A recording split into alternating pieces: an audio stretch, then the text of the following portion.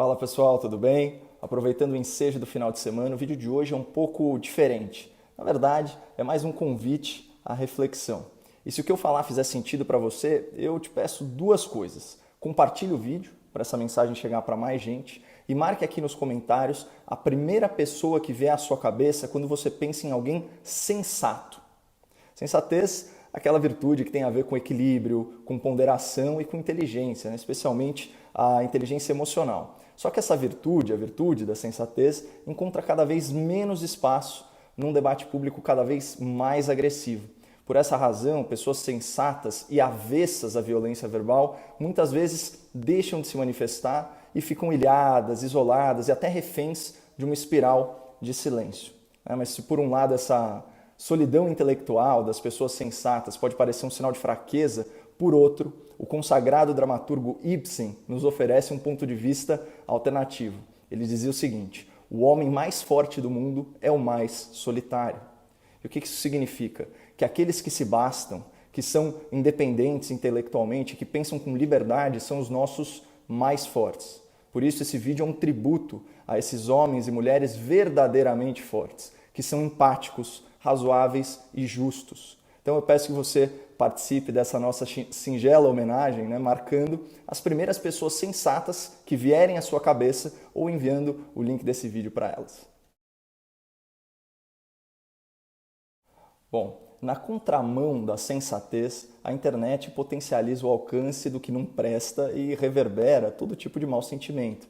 Atrás de uma tela, a sensação de anonimato faz das redes sociais uma válvula de escape para todo tipo de frustração. Porque vamos combinar que quem é bem resolvido não se comporta de maneira hostil ou ofensiva, muito menos publicamente. Existe uma linha muito bem demarcada entre a justa indignação e a agressividade gratuita. Mas pessoalmente eu sempre enxerguei o usuário de internet muito mais como vítima do que como cúmplice de toda essa animosidade. Até porque, enquanto o público se alimenta de conteúdos repletos de negatividade e depois vomita nos comentários aquilo que ele não conseguiu digerir, tem sempre algum oportunista de plantão monetizando a sua audiência. Isso fica ainda mais evidente no caso dos mais jovens, que via de regra também são mais experientes, mais ingênuos e até mais inseguros. A juventude ela é facilmente capturada pelo conforto psicológico de pertencer a um grupo.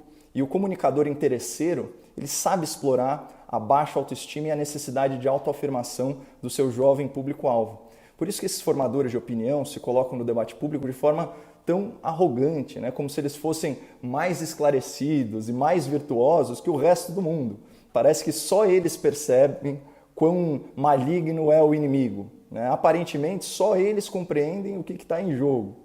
São verdadeiros iluminados, sempre motivados por uma causa nobre, mas doutrinando seus seguidores por repetição, enquanto censuram quem discorda ou quem não quer colaborar. Então, essa dinâmica de sequestro intelectual cria o elo de lealdade que forja uma militância, inclusive uma militância em ambiente virtual. E é assim que surge o tal youtuber de estimação e o seu fandom, o seu reino de fãs, numa tradução literal. E quando o seguidor abandona o seu filtro de ceticismo e confere status de autoridade ao influenciador, essa pessoa ela passa a aderir quase que automaticamente às suas percepções em relação ao mundo e aos seus sentimentos raivosos em relação a terceiros. É assim que nasce o fenômeno do ódio por procuração.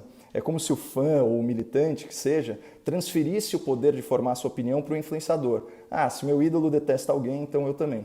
É claro que isso tudo acontece muito mais no plano inconsciente. O influenciado realmente acha que está raciocinando por conta própria, quando na verdade ele está só reproduzindo um raciocínio formulado pelo seu influenciador. E essa diferença fundamental entre aprender a pensar versus aprender a pensar como seu mestre é o que separa a educação da doutrinação. Só que no caso do youtuber de estimação, a idolatria transcende o apelo à autoridade. A militância, especialmente a garotada, enxerga no influenciador a figura de um amigo.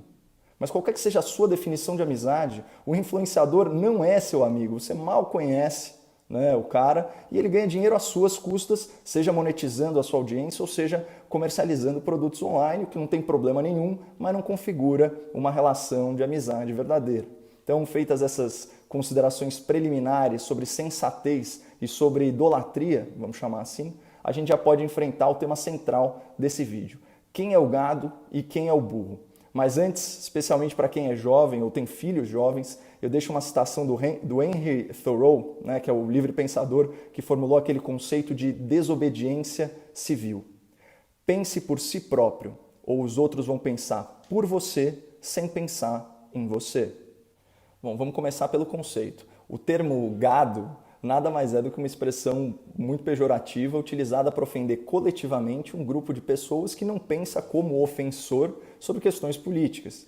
E é um termo contraditório em si mesmo. Né? Para pensar. Se o critério para se referir a milhares de pessoas como gado é a adesão em massa a uma determinada corrente de pensamento, o que são os outros milhares de indivíduos que pensam de maneira diferente, às vezes por influência do próprio ofensor? Não seriam eles gado também? Talvez uma outra raça bovina, não sei. Claro que é muito fácil antecipar o contra-argumento do ofensor ao ser desmascarado com essa constatação simples. Ele vai afirmar que gado é o público que não pensa racionalmente ou que se recusa a mudar de opinião diante de fatos. Mas essa justificativa fraca não se sustenta na realidade. Porque em questões políticas complexas, você costuma ter fatos embasando diferentes posicionamentos. E desses fatos, ainda decorrem múltiplas interpretações. Vou dar um exemplo ilustrativo sem entrar no mérito da questão. O bonde do impeachment e dos paladinos da virtude afirma com convicção absoluta que supostos atrasos na aquisição de vacinas configuram negligência criminosa e fazem do presidente da República um genocida. Já outras pessoas, ao comparar o Brasil com o resto do mundo, enxergam o nosso país como líder em vacinação, porque nós sempre estivemos aí entre as nações que mais aplicaram doses contra a Covid-19. Hoje a gente está em quarto lugar, por essa métrica. Então, essa é uma interpretação da realidade embasada em fatos e dados oficiais. Mas ainda assim, o bonde do impeachment e seus youtubers de estimação se referem às pessoas que pensam dessa forma como gado. Isso nos leva então a duas constatações. Primeira, o tal público gado é, na verdade, sensível aos fatos e forma sua opinião com racionalidade. E segunda constatação, o termo gado diz mais sobre quem ofende do que sobre quem é ofendido. O pai da psicanálise, o Sigmund Freud, ele já ensinava que o homem é dono do que cala e escravo do que fala. E ele ampliava esse pensamento da seguinte forma: quando Pedro fala sobre Paulo, eu sei mais sobre Pedro do que sobre Paulo. Então, para formular essa pérola, o Freud provavelmente se inspirou em outro conhecido pensador, Baruch Spinoza, um dos pais da filosofia moderna. Eu vou deixar aqui para vocês a versão dele desse ensinamento. Bom, se a psicanálise e a filosofia nos indicam que a ofensa diz mais sobre o ofensor do que sobre o ofendido, vamos analisar mais detidamente a figura do influenciador que chama os seus opositores de gado, uma linguagem agressiva, preconceituosa e contraditória em si mesma, como nós já analisamos aqui. Pela minha observação, o formador de opinião que se refere a determinado público como gado, ele costuma ter duas características. A primeira delas é mentalidade revolucionária. Muitas vezes o camarada até se enxerga como um conservador ou como um liberal, mas na verdade a essência dele é revolucionária. O cara quer tudo do jeito dele e no tempo dele.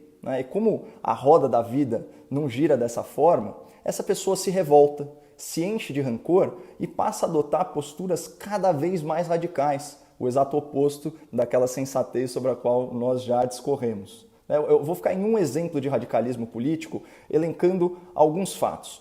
O atual governo cortou dezenas de milhares de cargos nas estatais, tornou a gestão dessas empresas públicas mais profissional, mais transparente e bem mais lucrativa. Vendeu quase uma centena de ativos da União, incluindo subsidiárias. Promoveu leilões de concessão bem-sucedidos nas áreas de transporte e de logística. Acabou com o loteamento político nas áreas de infraestrutura e energia, interrompendo o histórico de corrupção nos grandes contratos. Aprovou também o novo marco do saneamento básico e o atual governo enviou projetos de capitalização e privatização para o Congresso. Está aí a Eletrobras e os Correios. Ou seja, é nítido para um observador consciente, para um observador analítico, que houve avanços significativos na agenda liberal das privatizações. Mas, para quem tem mentalidade revolucionária, vale sempre a pior interpretação possível. Essa turminha, conforme a sua conveniência política de momento, compara resultados positivos e concretos com o mundo ideal e abstrato, ignorando que privatizações são processos muito complexos que dependem de múltiplos fatores para se realizarem. Então, a essa mentalidade revolucionária, que já é destrutiva por natureza, soma-se a segunda característica do formador de opinião agressivo e insensato, que ofende a audiência como se ela fosse gado. Geralmente esse influenciador é um tremendo de um ressentido. E de onde que vem todo esse ressentimento? Do fato dele ter sido abandonado por uma parcela do seu público e da frustração intelectual, né, de não ter convencido a sua própria audiência a pensar como ele. Tanto que esses influenciadores amargurados, eles têm que se autoafirmar o tempo todo no sentido contrário. Ah, eu não ligo para dislike, eu não quero gado na minha página, sai daqui, boi, e por aí vai, tem vários exemplos. E aqui a gente tem uma combinação explosiva, que é um vício da mente, né, essa tendência revolucionária, com um arranhão no ego, que geralmente é o que causa todo esse rancor. O influenciador, com o seu orgulho ferido, ele percebe que ele foi, por assim dizer, mudado de prateleira, certo? Então, ele era irrelevante, ficou relevante e agora, cada vez mais, ele é ex-relevante. Então, irrelevante, relevante, ex-relevante. Então, nesse ponto, diante de uma rejeição maciça, o formador de opinião poderia fazer o quê? Uma autocrítica, mas o mais comum é ver esse tipo de influenciador ex-relevante se revoltar contra o seu próprio público e tratá-lo com desprezo. E o mais engraçado é que esse tipo de comportamento é tão clichê, mas tão clichê, que desde a Grécia Antiga esse tema já era explorado. O pai da fábula, Esopo, presenteou a humanidade registrando a história da raposa e das uvas. Depois foi, inclusive, recontado pelo Jean de La Fontaine.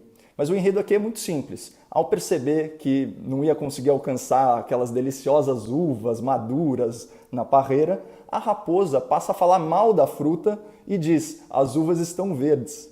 E aqui tem um complemento interessante. Na versão do Monteiro Lobato, além de desprezar o que não tem, a raposa ela adota uma postura arrogante e bravateia.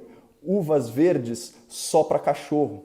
Então chega a ser cômica, pessoal, a semelhança entre o comportamento ofensivo dos influenciadores ex-relevantes com a postura soberba da raposa da fábula.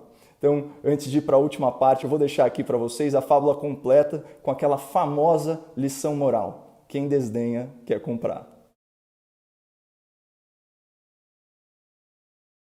Bom, como até agora nós só falamos de gado, essa parte final precisa ser dedicada ao burro.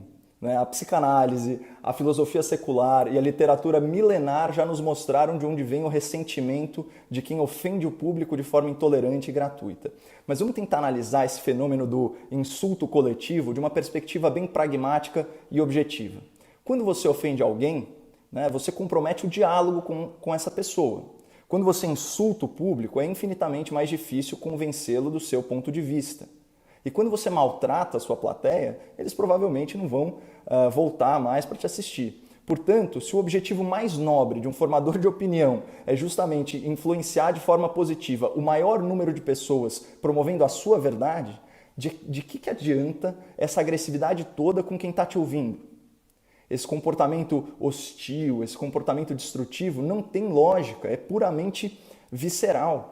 Ou seja, chamar o público de gado, além de tudo que a gente já disse, é burrice. E é uma burrice derivada de um ato de culpa. O influenciador magoado por não convencer o outro da sua própria opinião se volta contra o público por reconhecer no seu íntimo a sua própria incompetência em realizar o seu trabalho, que é influenciar, formar opinião, transmitir a sua verdade.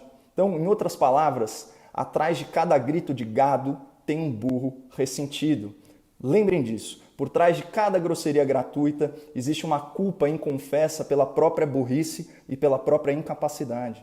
A agressividade do influenciador é só uma consequência da sua frustração ao tentar persuadir e falhar. E aí, no impulso emocional, ele se volta contra o seu ex-público, exatamente como a raposa que despreza as uvas. Por isso, não é nenhum exagero afirmar: quem chama de gado, burro é. Mas, por outro lado, a ofensa também tem método, né? A agressividade, ela assusta quem é sensato e acaba com o equilíbrio de forças no debate público, porque gente séria, gente com escrúpulo, não parte para baixaria. Então, ao invés do cara argumentar, basta que ele te xingue, que ele faça considerações sobre a sua aparência física, que ele invente apelidos infantis. Mas tudo isso, pessoal, é uma estratégia covarde para fugir do que realmente interessa, o confronto de ideias divergentes num ambiente de tolerância, coisa que a mentalidade revolucionária e o radicalismo político detestam. Aí a gente sabe que tem youtuber por aí que, se for proibido de gritar, se for proibido de fazer carinha de mal e se for proibido de ofender alguém, não consegue fazer nenhum vídeo. E ainda que consiga, vai perder muita audiência, porque ele já fidelizou o seu público pela raiva e pela revolta, não pela esperança nem pela sensatez.